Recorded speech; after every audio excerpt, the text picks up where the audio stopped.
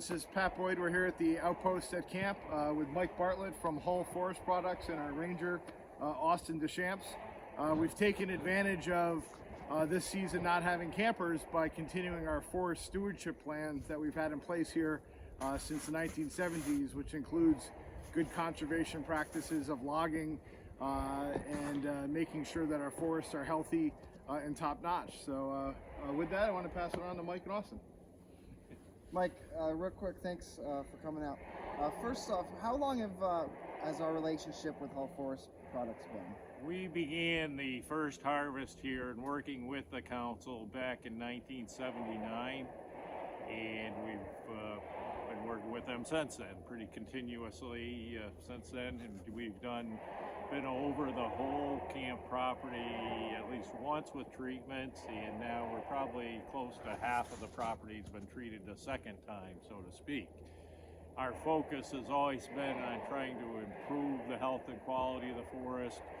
This year we are taking out a lot of ash because the emerald ash borer is in the area and is well established, and it's very likely that the majority of our ash trees will die in the next 5 years.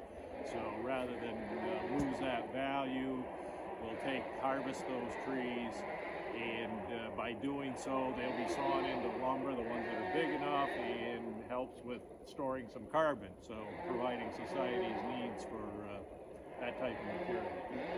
And what kind of cuts do we do? We don't do clear cuts, we do a select cut. A little bit about select cutting? Right, yeah, select cutting you could say, or an improvement cuts. Our cuts have primarily been what I would call improvement cuts, kind of focusing on taking out the poorer quality trees, that in improving growing conditions for the residual trees by giving them room around their crown.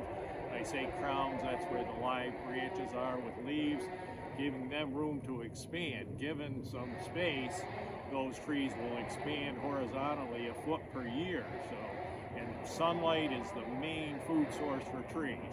People, you show people a stump, or you look at growth rings on a tree, and why did a tree slow down or pick up? And they'll slow down generally because of crowding of other trees, not getting enough sunlight. They're fighting for that sunlight. So by giving them more room gives them more food, they grow faster, they're going to store more carbon. We're going to get them to a size where they're saw timber and get them into products that are long-term storage for carbon.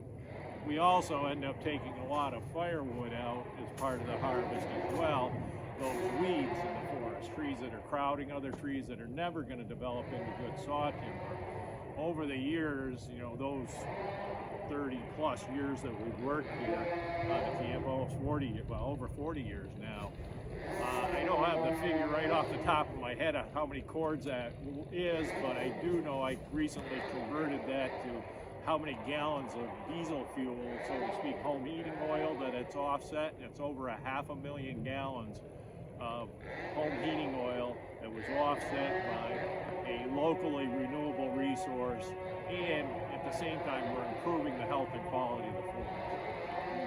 And Mike, how long have you been our forester here on the 1200 acres? Right, I've been working since '87. We began the relationship in '79. Steve Childs was a former forester with Hull Forest Products and got started with the camp, and I took over in '87 and have been working with the council since that time.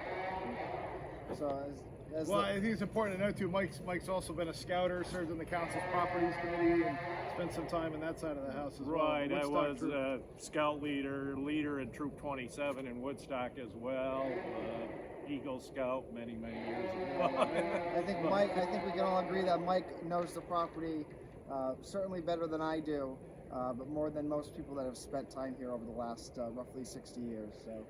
It's really rewarding for me as a forester to be able to work with somebody like this that's interested in the long-term health and well-being of their forest, and to be able to work with them and come back and see the results of it. And we've got a beautiful standing timber here on the property, and it's provided some income over the years to the council too. So it's a win-win all the way around. It helps as far as wildlife habitat as well. Diversifying that forest structure for not only mammals but for the birds, mainly for the birds. Here in Connecticut and most of southern New England, we have overall, relatively speaking, a relatively old forest. It's 100 years plus in age, and we don't have a lot of young forest, not a lot of thick young growth. And those species of birds that need that type of growth, their populations are declining. So doing that, it's a win-win all the way around. Protecting water quality, this is part of a surface watershed area for the Mansfield Hollow Reservoir and for Yukon. So we're providing clean water for the Yukon students as part of the forest management here as well. All right, well, Mike, I just wanted to touch base on the project out here. I know it's been for a couple months. This is kind of our first time we've been able to kind of do a recap on it, but I thank you for your time, and I just like to get some information out to the people since it's been a difficult year. So. Yeah, you see the picture there. You may catch some pictures, picture of the trees with blue paint on them. Those are trees that are going to be harvested. So they are marked and decide which ones are going to be cut prior to reaching an agreement to purchase those trees with the council. So that's the way we do it. Well, and certainly, if you want to learn more, Forestry Merit Badge is at a popular one during summer camp. So take it all and then walk the path and be a forester. Thank you.